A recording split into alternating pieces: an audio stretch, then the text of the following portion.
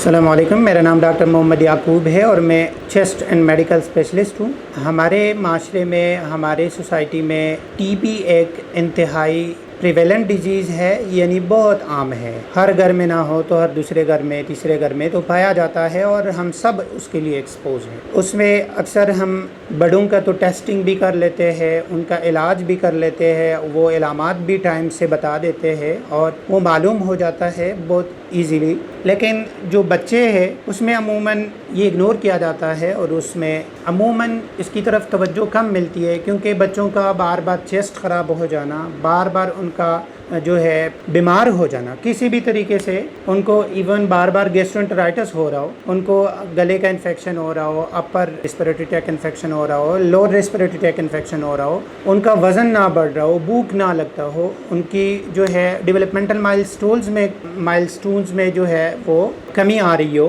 तो ऐसे बच्चों में जो कि बार बार बीमार हो रहे हो, जिनका ग्रोथ इफेक्ट हो रहा हो, उसमें टीबी हमने एक टॉप ऑफ द लिस्ट बीमारियों में से हमने रखना है और उसका हमने एवल्यूएशन करना है। अच्छा, बच्चों में टीबी के इलामात उसी तरह ही होते हैं जिस तरह बड़ों में होते हैं, लेकिन नशोनुमा का ना होना और उनका वज़न ना बढ़ना और उनका बार बार बीमार होना, जिसे अक्सर लोग फिर बार बार एंटीबायोटिक से उसको ट्रीट करते हैं, लोकल जीपी से या कहीं से अपने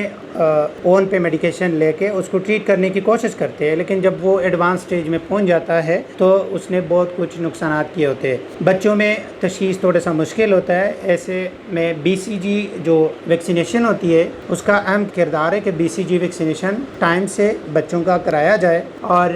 बच्चों में स्किन प्रिक टेस्ट कराया जाता है, ESR कराया जाता है, चेस्ट रेडियोग्राफी कराई जाती है और इवन अगर बलगम बच्चे पैदा नहीं कर सकते, कुछ बच्चे बड़े होते हैं वो बलगम तो निकाल लेते, लेकिन अगर छोटे हैं तो उनमें गैस्ट्रिक लिवाज लिया जाता है जो कि टेस्टिंग के लिए भेजा जा सकता है, क्योंकि बच्चे बलगम निगल लेते हैं और उसके लिए वहाँ से भी सैंपल लिया जा सकता है। आजकल तो बच्चों की पल्मोनोलॉजी भी काफ़ी डेवलप हो रही है, तो उसमें इवन के बच्चों का ब्रोंकोस्कोपी भी की जा सकती है और ब्रोंकोस्कोपी से भी उनके सैंपल लिए जा सकते हैं और उनकी टीबी मालूम की जा सकती है। तो ऐसे बच्चे जो बार बार बीमार हो रहे हो, जिनकी ग्रोथ ना हो रही हो, जिनको भूख ना लगती हो और जो कि रिकरेंट इन्फेक्शन का उनको अक्सर नमूनिया हो रहा हो, उनको गैस्ट्रोएंटेराइटिस हो रहा हो, उनके जो है तरह तरह के उनको बीमारियां हो रही हो, तो ऐसे बच्चों में टीबी का रूल आउट करना इंतहाई ज़रूरी है। तो ये हमारा पैगाम है कि अगर आपका बच्चा बहुत ज़्यादा बीमार हो रहा है, बहुत ज़्यादा उनको खासकर रेस्पिरेटरी इन्फेक्शन हो रहे हैं, तो उसमें ये दो चीज़ें इंतहाई ज़रूरी है कि एक हमारे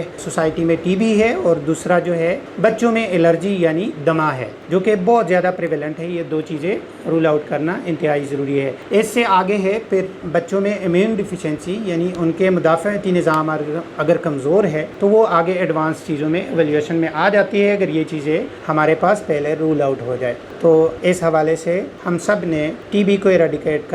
करने के लिए इस चीज़ को जहन में रखना है, अपने आसपास के लोगों को गाइड करना है और किसी भी तरह से अगर उनको गाइडेंस चाहिए हमारी तरफ से तो हम हमेशा अवेलेबल होंगे।